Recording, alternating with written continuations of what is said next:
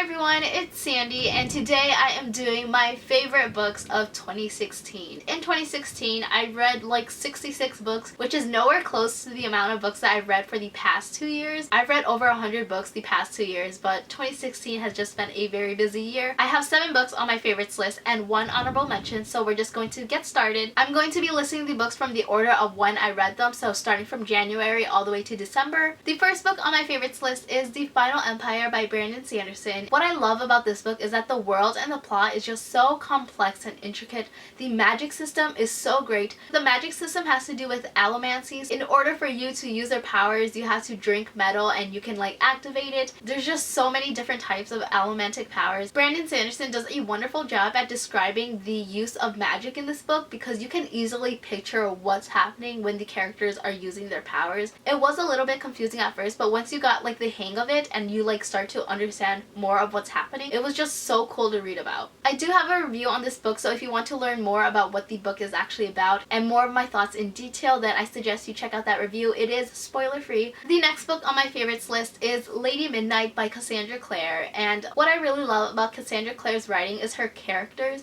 I think she does such a great job at developing them and having such a diverse cast of characters, and personally I can never get tired of the Shadowhunter world. I don't care if she writes 50 more books that take place in the Shadowhunter worlds, I will read them. What makes Lady Midnight stand out from the rest of Cassandra Clare's book is the family aspect. I love the Blackthorn family and I love the relationship that they have with one another. In the past 2 Shadowhunter series that Cassandra Clare has written, the main character would discover the Shadowhunter world, but in this series our main character Emma is already a part of the Shadowhunter world. She's already a Shadowhunter, and I think it was really interesting to read from a point of view of a character who has already been through like a lot of the training and already has this Shadowhunter knowledge in her. And I love seeing bits of old characters from previous series. It just made me really happy and nostalgic. The ending was pretty heartbreaking and I'm so excited to see what happens in Lord of Shadows. Christine from Poland Bananas Books uploaded this crackpot theory and her theories are like really good, and I did not think about any of the things that she mentioned. So if you're interested in hearing theories of what may happen in the second book, I suggest you check out her video because it was so good.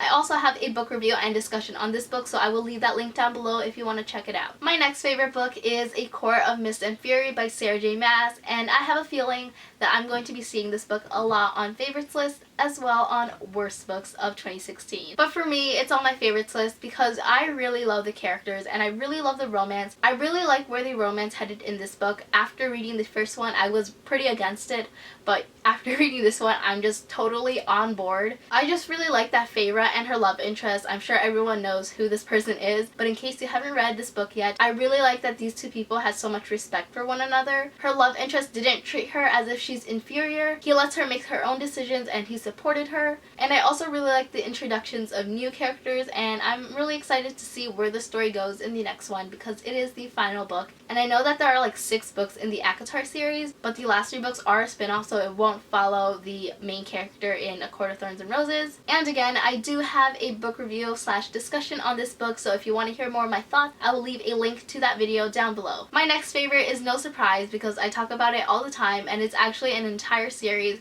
and it is The Natural series by Jennifer Lynn Barnes. I really love the mystery in these books. This book has to do with serial killers and solving cases and profiling. Our main character Cassie is a profiler, and I really liked reading about how she profiles people. I think it's very, very interesting. The whole series has been compared to Criminal Minds, and I definitely see that similarity. My favorite in the series is actually the second book, which is called Killer Instinct. Each book in the series gets very complex. In each book there are different cases, but there's also an overarching storyline, which I really liked. Especially in the second book, I think the author takes serial killing to a whole new level because you will think the serial killer is one person, but then the author is like, nope, it's this person, and then nope, it's this person. It's so good. The author just messes with your mind. The author does have advanced degrees in psychology, psychiatry, and cognitive science, and she's actually a professor of psychology, which is really cool. And from reading these books, you can tell that the author knows what she's talking about. The first book was pretty good. It wasn't my favorite, but I think it's a good start to the series, and I think the author will continue to wow you continue throughout the rest of the books in the series. My next favorite is The Beauty of Darkness by Mary E. Pearson. I really enjoyed the first two books, but once I got to the third one, I can say for sure that this is one of my favorite series because I love the main character. I think the main character's development throughout the entire trilogy was done so well. I just really admire the main character and the person that she became in the third book. She was more vocal and speaking up. She was defending herself and not backing down to criticisms. From the reviews that I've seen on this book, many people didn't like this book as much, which kind of makes me sad because I really love this book and this book is my favorite in the trilogy. And there was a lot of action in this book as well, which I really love reading about. And I'm glad I got the chance to meet the author when she went on tour for this book when it came out in August. I do have a book signing vlog for that event if you want to check that out. My next favorite is Gemina by Amy Kaufman and Jay Kristoff. This is a companion book to Illuminae, so I didn't think I would enjoy it as much as the first book, but I ended up really loving this book. This book was so intense, there was so much action, and I really love the characters, especially Hannah's character. She was really kick-ass. I did not want to put this book down, and every time I did, I couldn't stop thinking about it, and I was just constantly itching to pick it up again. I recently uploaded a review and discussion on this book where I go more in depth, so again, I will link that video down below. My last favorite book in 2016, I actually don't have a physical copy, so I need to get that soon, but it is Every Last Word by Tamara Ireland Stone. I'm definitely very late to reading this book, but I'm glad I finally did because it's a new favorite of mine. This book centers around a main character who has OCD. I really like the writing. I like how the author portrayed the main character's OCD. I like that the author debunks the myth that OCD isn't about being a perfectionist, being neat, or being organized. I don't have OCD, so I can't say for sure whether the representation is accurate. I've read a bunch of reviews. Some reviews said that it's accurate, other reviews said it's not, so I can't really say for sure. But the author did mention that she did extensive research. She talked to mental health professionals, and she also has a friend who has OCD, so she talked to her friend about her experience with OCD. Another thing that I really liked about this book is that the author includes scenes of Sam meeting with her therapist. Sam's relationship with her therapist is mainly positive, and I think it's really important to show that because I feel like some people have like negative perceptions of seeing a therapist. There is nothing wrong with seeing a therapist, and I think it's really great that the author included those scenes in this book. So those are all of my favorites in 2016, and now I'm going to go into the one honorable mention that I have, and that book is More Happy Than Not by Adam Silvera. I love that this book dealt with a bunch of different topics such as sexuality, suicide, depression, friendships, and so much more, and the characters and their emotions just felt so real and raw. This book was really thought-provoking in the sense of conveying that your experiences and memories are who you are